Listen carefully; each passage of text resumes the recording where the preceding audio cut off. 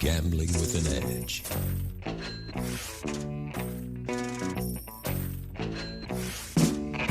And now, here are Bob and Richard. Good afternoon. Welcome to Gambling with an Edge. I'm Bob Dancer. And I'm Richard Munchkin. Our guest today is Legal Eagle, Bob Nersesian, whose latest book, The Law for Gamblers, is must-reading for all intelligent players. Bob Nersesian, welcome to Gambling with an Edge. Hi, thanks for having me again. It's always a pleasure. It's a pleasure for us, too. About a month ago, a federal judge said Phil Ivey's edge-sorting maneuvering at the Borgata in New Jersey broke the rules of gambling as defined in this state. Were you surprised by the ruling? Well, surprised is an interesting twist of a phrase. No, I wasn't surprised by the ruling. Do I think the ruling is correct? No, I don't. Do I think that that case is over? No, I don't. I've read the case. The judge was a little weird on some stuff, in my opinion. But perhaps out front on that is one of the statements he made is, well, they unilaterally changed the organization of the cards. It's my understanding that they had a dealer changing the organization of the cards, and that judge seems to have a funny take on the word unilaterally. Then another thing, like in the English, the Crockford's case with Ivey, they have these courts are abandoning the concept of gambling as a competition, and they just look at it as a commercial venture and take the gaming and the strategy and the abilities to use skills against your opponent out of the equation. And then perhaps the thing I found most bizarre is the decision found that Mr. Ivey was using marked cards. Not that he marked the cards, although, because the decision seems to go off on the word mark as a noun. And I think the statute approaches mark as a verb. Okay. But he found the cards were marked cards when they were turned, when they were edge sorted, and that Mr. Ivey and his compatriot were the ones who marked them. Taken to a different level and looking at the regulations in the state of New Jersey, I want to highlight one that I think is determinative of the whole thing. They're saying that Mr. Ivey and his associate did not follow they broke the rules of blackjack. Baccarat. Or not blackjack, Baccarat. Baccarat, I understand. They broke the rules of Baccarat as defined by the Gaming Commission in New Jersey. Well, the Gaming Commission doesn't really regulate players. It regulates casinos. And in that sense, they're not the ones who would be breaking it. But more importantly, there's a regulation out there that says that the casino shall not use cards where the backs of the cards can be, where any portion of the backs of the cards can be used to determine the value of the cards, of the face of the cards. It seems to me that when you look at that and when you look at what happened here with the edge sorting, that it was the casino in using that particular deck of cards that violated the gaming regulations.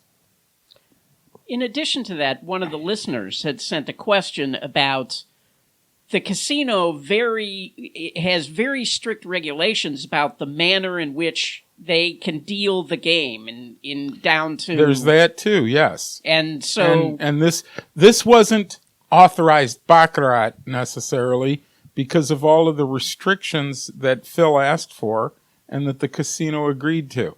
And I'm sorry, I don't know him personally, so calling him Phil is a little presumptuous on my part. I'll revert back to Mr. Ivey. there's that. The casino fell down on so many places. And again, this is a competition. Also, Richard, adding to what you just said, the casino has an obligation to inspect the cards before they put them into play. When we're looking at edge sorting, 10 years ago, Bill Zender wrote about this in Game Protection for the Casino Executive. Wong wrote about it in about 1980. Right, I was going to say, and what Bill points out is that it had already been long out there for a decade or more. So, you're not doing anything here that the casino, one, can't guard against, and two, under the New Jersey regulations, they were mandated to guard against because they have an obligation to inspect the cards to make sure that, as I said a moment ago, the backs of the cards cannot be used to determine the value of the fronts of the cards, i.e. edge sorting. It's all there. It's all been around for decades. I don't know if Mr. Ivey's attorneys put all of this in front of the court, but I did get the impression in reading the decision that you have a court here that did a knee-jerk reaction, looked at the amount of money, said that's not how this is supposed to work, and said, therefore, this must be cheating. Or not cheating, no. Cheating or a violation of the regulations, but not fraud. Right, because they said he wasn't cheating, right? Right. But he had violated... He had not committed fraud, but he had breached the contract with the casino, the contract requiring that the game be played according to the New Jersey regulations, which the alleged marking of cards by Mr. Ivey violated. I also have to say Borgata deserves the Big Balls Award for asking for not just the money he won, but the amount of EV that they would have won had he not been doing it. And I understand where they're coming from, and I get the philosophy and the theory under which that may be awarded back. But the scary part about that is if they do win it, that says the casinos are entitled to win. And if that's the law in this country, then everybody should stay home or take their assets and put them that they're going to gamble with, put them overseas, expatriate them, and play exclusively overseas. Because that's not, dare I say, that's not the American way. It's a competition. It's, one other thing. It is always the participant. Hoyle, from the earliest writings on the rules of games and cards, the duty to protect the cards always falls with the person holding the cards. Nobody mentioned that anywhere. Where is Borgata holding up that duty when they're out there not protecting their cards, especially, again, in a circumstance that has been public for decades? I want to take a devil's advocate to part of what you said. On the part where the casino is forbidden to use marked cards, the cards themselves were not marked, showing the face of it until a certain number of them were turned. So it's the turning process which marked the cards according to not the cards themselves. But it's still the cards themselves. The cards are flawed. Because the cards, the rule is they cannot put out a deck of cards where the front value of the cards can be determined from what is on the back of the card. And that is exactly what those decks allowed. When you don't have to add in the other part because that's not in the statute. That's not in the regulation. The regulation says you can't use cards where that can be done. I don't think you can hold up one card and say what the other side is. No, but you're not playing with one card. Turn the other 51. You're playing with a deck of cards, and the regulation relates to the deck of cards. You can't put them into play. Okay, All good. right. I see your devil's advocate position, but I don't accept it. Although, guess what? I'm wrong. There's a federal judge out there who has already said I'm an idiot on this. Well, and then it's not my purpose to win this argument today. It's just to bring it up and to see what your response Remember is. from past shows, if Phil was turning the cards or his compatriot was turning the cards, now I think they're manipulating physically, and that would be barred. Okay, but that didn't happen. No. All right. Continuing on this, what is your gut feeling as to whether or not the Borgata would have brought this action had not the Crockford case been publicized? They wouldn't have thought of it. So they wouldn't have any idea what was happening. No, they would have figured out what happened. Bill Zender wrote an article about it before it even happened. Yeah. Right? It happened here in Vegas. He wrote an article, and then Phil Ivey went and did it in England, and I think the AC plays happened after Bill Zender's article about it. So, I mean, how stupid are these casinos? I mean, did they just not pay attention to any of this? Yeah. Well, I think that's the point. And when they did find it out, they would... here's another interesting thing. This lawsuit could never have been brought in Nevada and could never have been won in Nevada. All right, tell us how. Because in Nevada, a casino cannot sue a player for gambling losses, even if they're cheating. All they have is the ability to seek out a criminal complaint, and as the decision says, this wasn't criminal.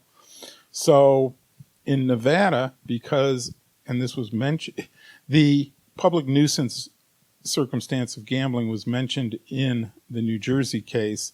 In Nevada, the fact that it is a public nuisance and that it is illegal except for the license granted means that gamblers still can't sue over losses or winnings. Period. And that's true for players as well. They can't sue for winnings. They must bring a regulatory claim in front of the Nevada Gaming Control Board, which is not a lawsuit, and that's their sole remedy. And it's by statute, and it created an exception to the rule, and that exception is only for players. All right. We've Beat that to death. time to try to beat something else to death. You may not. Wait. I have one more question. What if you're playing and you notice that a card is smudged or, defective or whatever, and you take advantage of it? In New Jersey? Well, yeah, I mean, here in Vegas or in New Jersey. I mean, in New Jersey... Here in Vegas, what's going to happen? The casino, again, can't sue you for the money back, and I don't see anything that makes that cheating. I've been wrong before because I thought Phil Ivey had a pretty solid case here. We're really going to go over the edge when some court somewhere all of a sudden says counting cards is cheating. But I think if you won enough money at it, you could get judges, looking out into space, wondering, how do I get that money back for this person acting in commerce? And this is another weird twist. In every other industry, government stands behind the consumer. In casino gambling, for some reason, all the cards are stacked against the consumer and for the casino. Bizarre, huh? Well, we're going to bring up another case where the law isn't quite on the consumer's side. You may not have heard, but we had an election a little while ago. And assuming the recounts don't change anything, I count on that. Gosh. I'm curious how Trump's election will affect gamblers. The area in which I'm most concerned today is civil forfeiture. Although Trump has been all over the place on a lot of issues, he's been consistently pro-police.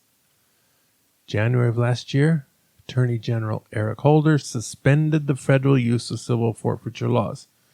It's hard to imagine Session, who is Trump's Attorney General select, taking the same stance. If so, this does not bode well for us gamblers or anyone else in possession of cash. What's your thought on this? My thought is that the jury's out even with Sessions. I truly don't think at this point that this is on President-elect Trump's page or in his book or Sessions either. Okay? So they're going to be looking at it on a case-by-case or a new issue coming up perspective. And I wouldn't necessarily be so sure that this would be looked at as a law and order issue, because there is enough of the concept and perspective that taking this money is a revenue-raising indirect taxation circumstance for police forces, and it's distasteful in the extreme. I would hope President-elect Trump would recognize that as well. And that comes from a Republican President-elect Trump, if you ever listen to this. I don't see where this is going yet. I don't have an opinion. I'm hopeful because he's here for change. That's what he keeps saying. And one of the changes that he has even alluded to is individual liberties in things that don't directly involve criminal activity or injure consumers. And I don't see this being either of those. I don't have a take. I have no, I have no idea what he's going to do. I mean, it would not surprise me either way. I could see him coming out and saying, "This is ridiculous. You're stealing people's money," or I could come out and see him say the opposite. I just have no idea what he might do. All right. Let's move on. Although I will say, I lean toward him, not the cash seizure thing, but I lean toward the idea that he would be good for gambling. I mean, he owned casinos. He might be the kind of guy who says, yeah, we should be able to bet sports. Yeah, we should have internet casinos. Owning casinos is not the same thing as being pro player. It doesn't necessarily follow through that but he's way, though, pro-business. because he understands gambling. Yeah, and he knows gambling is a good business that can make a lot of money. So he also likes to see people make money, and he's spoken out very strongly about the entrenched interests of historic business and the juice and getting rid of that stuff, emptying the swamp, if you will. And hopefully this goes back to your internet gambling. Maybe that door will get opened a little bit and he'll say, hey, we are in the, what is this called now? The sharing economy. Yeah. And that's just another part of it, really. And if it takes out the brick and mortar casinos, that's what competition is. And he has said time and again, he wants to unleash competition. And I think he's even mentioned the economic theory and philosophy that deals with this called economic or creative destruction. And creative destruction is taking out antiquated industries and replacing them with those that are more efficient. If he holds true to that thing, this could be very good for players. But at the same time, who knows? like Bob was alluding to, it could be a circumstance where his old buddies and even possibly some questionable nemesis, is that the word? Such as Mr. Wynn will be protected everywhere and at every turn. Don't know. But he hasn't really owned a casino in 15 years, has he? Yeah, I'm worried less about Mr. Wynn than I am about Mr. Adelson. But I digress. Well, I don't think that Mr. Adelson and Mr. Trump ever had issues. I think Mr. Wynn and Mr. Trump did, or President-elect Trump had in the past. Also at the election, Could be wrong. in Nevada, a recreational marijuana law was passed. What do you think this is going to mean for players who wish to smoke weed in Las Vegas? Well, they're not going to be able to smoke weed in the casino under that law. So your question really is, what will this do for players who show up high? Is that the question? Who show up at a casino stoned or lit So on marijuana? there's no way that a casino could cater to those players? I mean, obviously they can't serve them pot, but They can put mirror balls on the ceiling and and the little peace sign water pictures on the wall. But other than that, I don't know what they're going to do. I think the one thing that, it seems to me that Nevada has already stepped away from. Where it would be a concern is casinos trying to do some weird enforcement stuff against people who are stoned. Nevada has already passed or repealed their public intoxication statutes. I don't know if they extend to public being stoned, but I think they do. But they're not going to pay much attention. In fact, people are a little stupid when they're smoking pot, and what is a casino like more than somebody who's a little stupid sitting at a table? And Vegas has always had. Although it might slow down the game, Richard. Oh yeah, it might slow down the game, especially roulette while they watch the wheel spin around. Right? But Vegas has always been, you can have open liquor on the street here, and when I first moved here, they had to-go cups in the bars, and you poured your drink into a go cup and took it with you in your car. I think they still do. Oh, really? Yeah, downtown at least. So I would think, in they your would, car. No, not in your car. I understand. I'm sure that the casinos are happy to have their players stoned, but I guess the question will be, how do they cater to them? What can they get away with? Have the regulations even been written yet? No, they're in the middle of still doing a bunch of them, but as I understand it, per the referendum, okay, you can't smoke in public. You the only sellers are going to be the people right now. The immediate ones are the people who are licensed to sell medical marijuana. Who got juiced in for that? Yeah, all right. It's all going to be pretty restrictive. And if you do get to a casino stoned, you're probably going to have come from your living room and be halfway through your buzz. So, or got stoned in your parking lot in your car. Well, that would be wrong. That would still be illegal. Why would that be illegal? That's in public. Those windows are not private places. I wonder if they have. You can smoke in some hotel rooms, right? So if you can smoke cigarettes in the hotel room, I guess you could smoke pot. Generally, a hotel, again, since you got a lawyer here, when you rent a hotel room, that's your home away from home. It's looked at as a residence under the law. So I would imagine that you can smoke pot in your hotel room as long as it doesn't violate the hotel's regulations. The Gaming Control did come out and say you could not, or at least in that because it would entail lingering odors for the next guy in. Well, but that's true of tobacco as well. They have smoking in non-smoking rooms. But they don't have pot smoking rooms. Yeah. They have tobacco smoking rooms. Bathroom with the fan.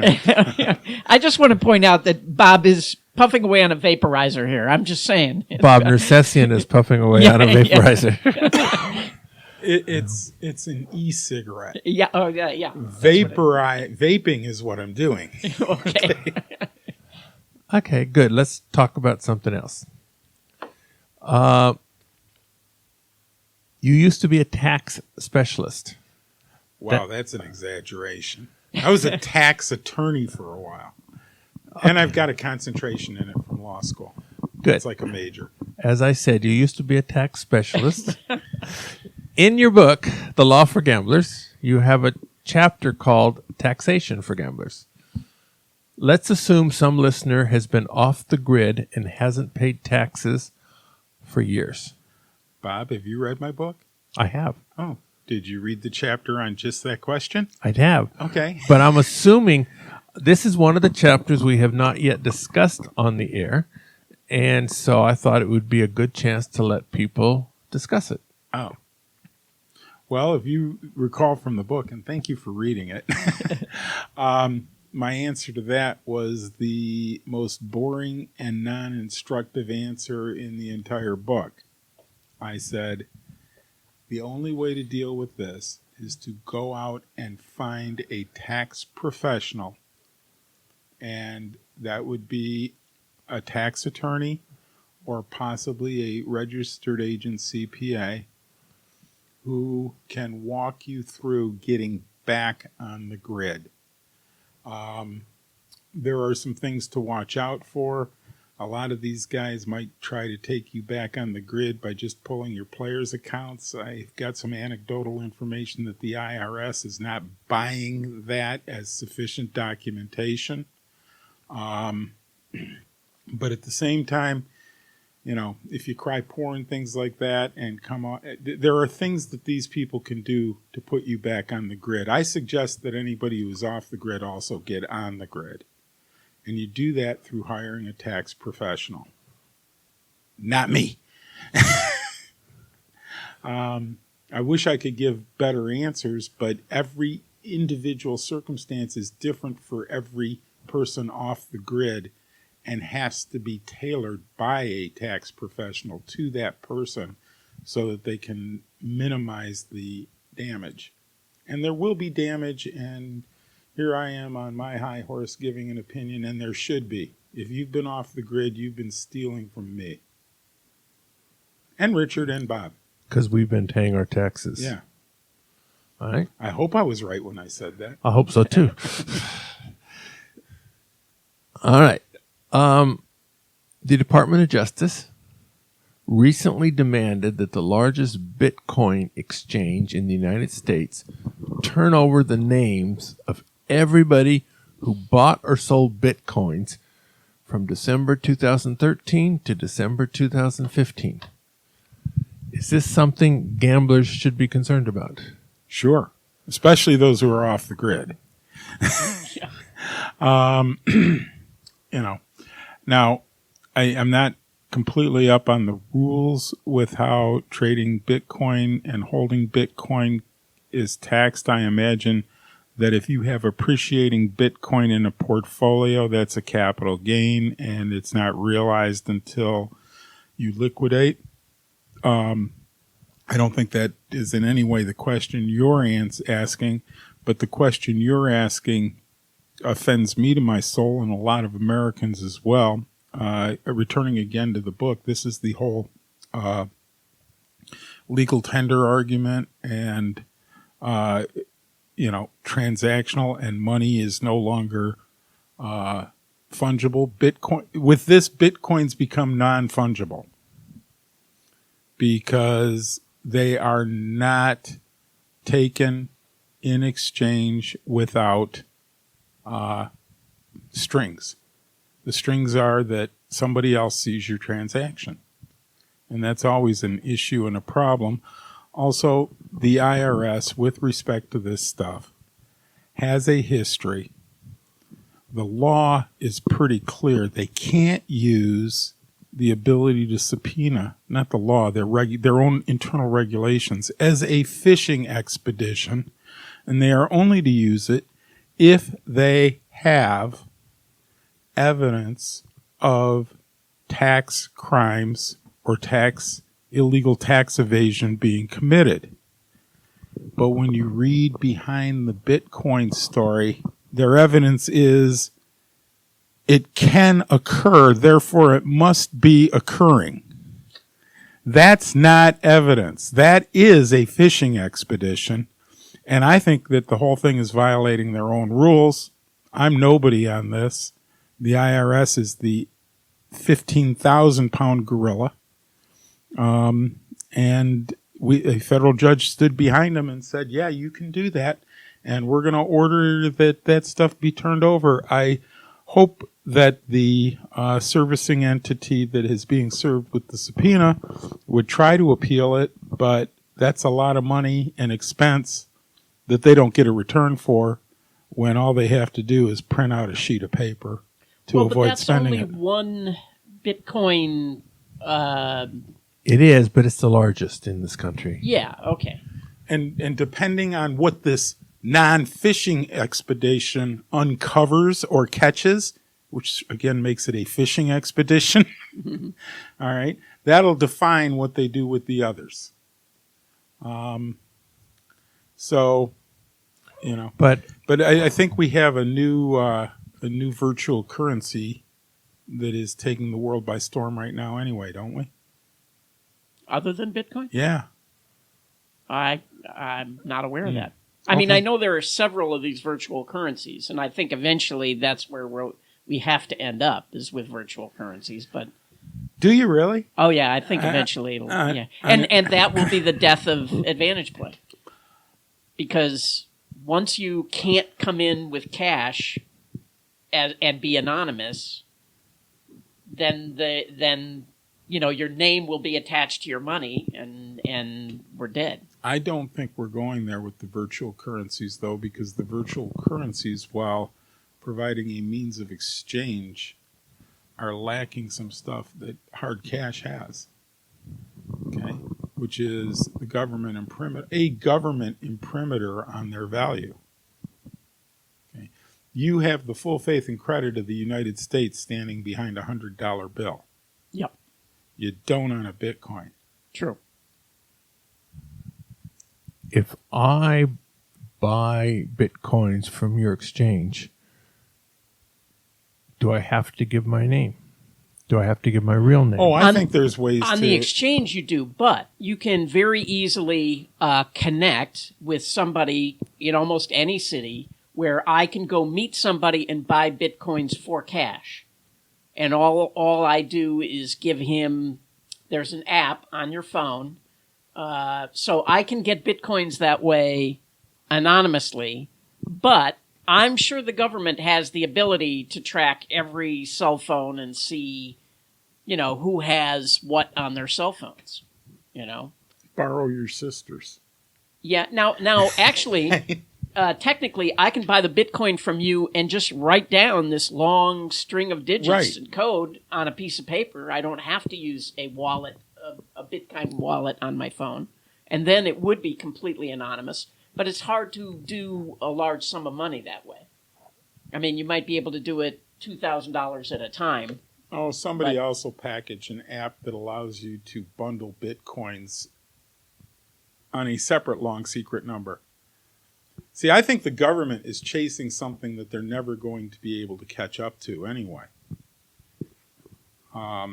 Because encryption and digitization and all of these things will stay a step ahead of the best efforts of the NSA and the IRS and all the other alphabetical agencies.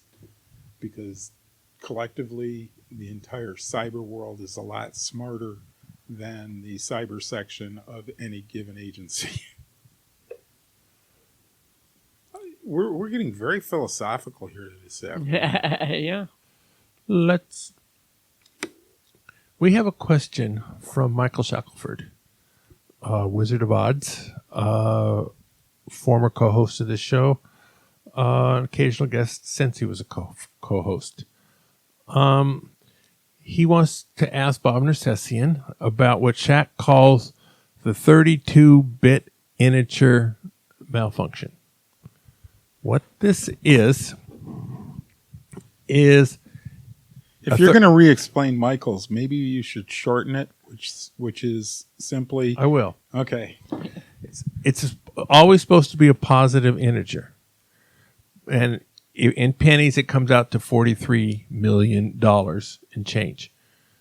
If by a programming error it goes negative, it's still $43 million because the minus sign gets lost. The actual data is held in a circular format is another way to look at it. So 0 minus 1 is your 43 million. Mm-hmm. And then you work down or up off of that. So yes, So if there was a 43, you're playing this slot machine, Which a woman was, right? 10 pennies at a time, and all of a sudden it says the casino owes her $43 million. now in Michael's question, was this a software glitch or a software feature that was this a spike somewhere in the software, or was it a actual feature of the software and it acted as programmed?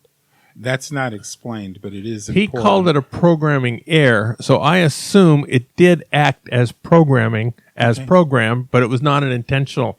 They didn't want this to happen. Do you know? Oh, obviously not.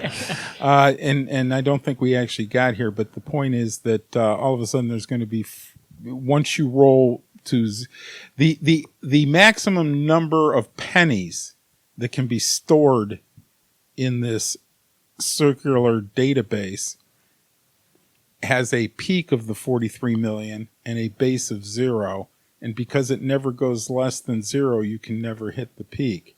And when you look at $43 million with pennies, I think Michael even says it's something like 2 to the 32nd power, Yes. which is an incredibly bizarre number. All of that being said, a big one, too. yeah, the fact that it was programmed that way might even depend on the state you're in. Okay. For example, all the software in Nevada goes through an approval process. At that point, couldn't the manufacturer say, well, the state did this? And at that point, if the state's treasury is at risk to pay that money because of their negligence, do you think anybody's going to get $43 million on that? And the issue is whether or not that money is collectible because it is a programming, because the computer acted as programmed and therefore did not malfunction, right? Right. That's the argument of the the lady playing the 10 cents. Yeah. And I've won that for that lady to the tune of $100,000 on a 50-cent video poker machine. That was a case you could get it from the Gaming Control Board. They have a written decision on it. It's Alper versus Sahara. And it was a programming error of the machine at the site. This is back when the actual controllers were about 380. 94. It's a long time ago. Nah, I think it was about 97. Okay. But the controllers were 386s, which tells you how long ago we're dealing with there. And the tech was changing the hold rate on the machine from a half a cent per dollar to a quarter cent a dollar for the progressive. But F5 and 5 did two different things, and he hit F5, and then he hit F5 again, and then he hit F5 again, and nothing's happening. And then he hit F5 two more times and said, oh, that doesn't do anything. So he hit the 5, and he goes, oh, there it is. And that took it down a quarter point. But every time he hit F5, the actual programmed in starting jackpot amount increased $100,000. Okay. So the programmer took it up to $500,000, but the machine itself had a $99,999 safety limit on it. And so the person playing the game, per the decision, Mr. Alper, looked up and the machine had changed to $100,000 progressive on the 5s through kings, 4 of a kind. So And you're going to hit one of those approximately every 700 hands, something like well, that. he was playing two machines as fast as you possibly I could. bet he could. And Stewart's fast. And this was still during the time of you had to feed your coins. Yeah. So it didn't take him long to hit it. Mr. Alper knows me and had me out there after he hit it. And I remember the first thing that the casino executive said was, "You're not getting this money." Okay. And I'm thinking, well, what are we going to do? And we made sure we wrote a very lengthy report. And then when we went in front of the Gaming Control Board, the hearing officer held for us. Then we went in front of the board. And I just like to tell this story because I love what I said. Your honors, not your honors, gentlemen, this being the Gaming Control Board members. Casinos regularly come in here and defend against the player who was dealt the 10, Jack, Queen, and King of Diamonds and the 2 of Hearts, and threw away the King of Diamonds because they hit the button wrong, and the Ace of Diamonds comes up, and they want their $4,000. And you tell them every single time, you have to hit the right buttons. We're in here because somebody on the other side of this game pushed the wrong button. It is exactly the same thing. And, I got to tell you, those 3 board members tore into the casino's attorney and accepted that outright. Now, there's another decision you can get from over at the board that was decided on a case I did, Kreider versus, I believe, Hard Rock. And the money was $500,000 on something not directly analogous, but a very similar analysis. Okay? And the board said no. So, I think the test is how much you're getting. Okay? If it's $43 million, ain't happening. I think 100,000 might be at the max.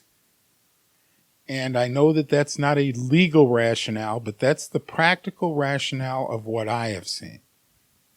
Well, that's better than it used to be. Because I think years ago, the player just was never going to get the money. Years ago, I can take it even. Years ago, it was just this bad. And this is a case that happened. I don't remember which major strip property it was, but I'm talking about before they allowed for players to sue for their winnings. A guy hit a $30,000 or so Keno jackpot, went to cash it. They said no. Never provided any valid reason or evidence why it shouldn't be paid.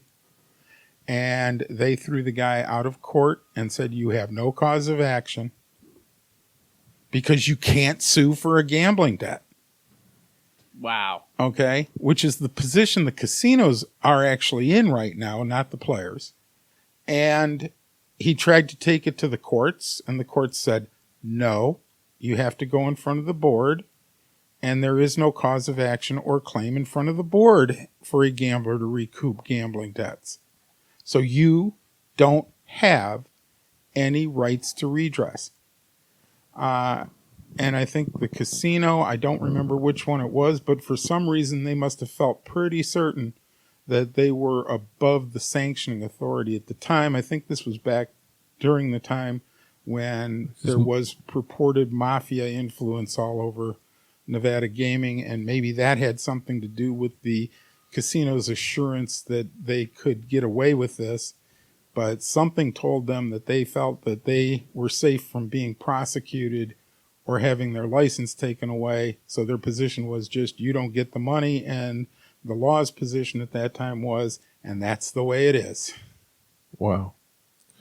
The a case that was cited by Mike Shackelford in his question, the lady did not go away totally empty-handed. She did get a steak dinner out of it. And this question to you is, would you have taken the case, and what kind of settlement would you have accepted? It's hard to ever put numbers on that till I'm living it. Assuming everything was juicy. But I'm looking at it, and I know that the 43 million's not going to work. Nobody's going to say, I think the Aladdin, last time it was bankrupt and sold for 55 million. Nobody's going to say, you win a 40-story hotel on a 50-cent bet. On a dime bet, I'm sorry. I don't remember what it was. It ain't going to happen. So I would have looked at it and said, well, I'll take a shot at getting a settlement for you, and if we can get anything over 30 to 50, you should bank it. But in the long run, pigs get slaughtered, and we're the pig here. So if you could get them, if you could get them up to 10,000, grab it quick. In the circumstance you're describing with 43 million on a dime bet, yeah, maybe. Very good. I'm sorry to just say the law doesn't matter and practicalities and opinions take over, but there is a point where that always happens. Yeah.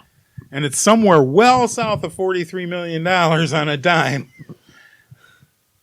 All right. We've been talking to Bob Nersesian. Let's take a brief moment and hear from our sponsors. The South Point has more than 10,000 games returning more than 99%. This is more than anybody else has. From December 11th through 24th, you can pay for virtually everything at the South Point for half price using your points. The points do not need to be earned in December, just spent. This is a promotion that is run for many years, and many players accumulate points all year long. There will be 2 times points Christmas Day on video poker, midnight to midnight, all machines eligible, no limits. The next semester of free video poker classes has been announced. They'll be on Wednesdays, beginning January 25th. There will be 2 classes this semester never taught before, namely 9-7 double bonus quick quads and 8-6 bonus poker deluxe ultimate X. Neither of these classes will be geared for beginners, which means basically many listeners to this show could get value from the classes. The complete schedule may be found on bobdancer.com. At videopoker.com, it's the best place to play a lot of games. If you sign up for the gold membership, $8.95 a month or $79.95 a year, this allows you to get correction on most of the games, including quick quads. The game of the week is 100 play draw poker with quick quads. Quick quads is a 6 coins per line game where you get paid for 4 of a kind, that is quads, for a trip plus 2 cards that add up to the trip, such as 10-10-10-5-3 or maybe 2-2-2 ace-ace. This is a fun game to play. Videopoker.com is one place you can get correction while playing this game should you become a gold member. Richard, how do people get in touch with us? First of all, we welcome your questions. You can send them to us at gamblingwithanedge@gmail.com or facebook.com/gamblingwithanedge, or you can tweet them at me at RWM21. You can get the show delivered to you automatically every week at iTunes, Stitcher, YouTube, or sign up at gamblingwithanedge.com. To find an archive of all the old episodes, you can get that at bobdancer.com.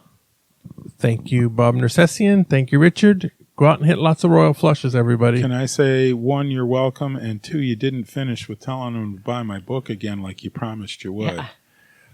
Hey, what was the name of that book? Do you want me to mention where I said the latest book, The Law for Gamblers, is must-reading for all intelligent players? So that was the deal? No, it wasn't the deal. I just made that up, ladies and gentlemen, but I'm getting it out there again. It is a good book. Because baby needs a new pair of shoes. When I said I thought it was required reading by all intelligent gamblers, I meant it. So thank you again. Go get the book. Goodbye. Go out and hit lots of royal flushes, everybody. Goodbye.